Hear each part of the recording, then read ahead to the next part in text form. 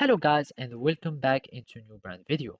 In today's tutorial, I'm going to show you how to add the summary formula in reports in Salesforce.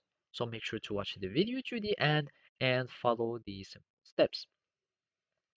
So basically now we need just to access to our uh, reports, and basically we need just to click here on reports and it will take us to the reports. If you don't already have it in your navbar, you can simply go to the app launcher and search for the reports.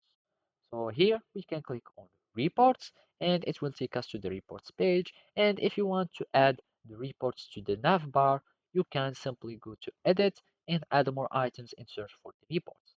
So now I'm just going to create a new report and we can start having, for example, I'm going to have it for opportunities. And now we can add some the summary formula.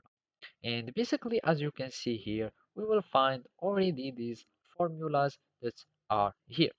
And as you can see, now we have this column, which is the amount. And basically, we have all these amounts for this formula. So now I'm just going to click on summarize or the sum, and basically I'm just going to refresh, and now we have a sum formula for this column.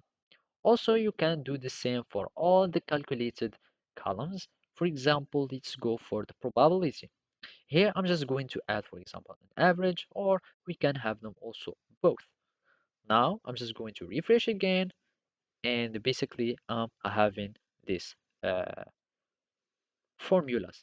Now you can run your reports and basically that's it. So thank you for watching and see you next time.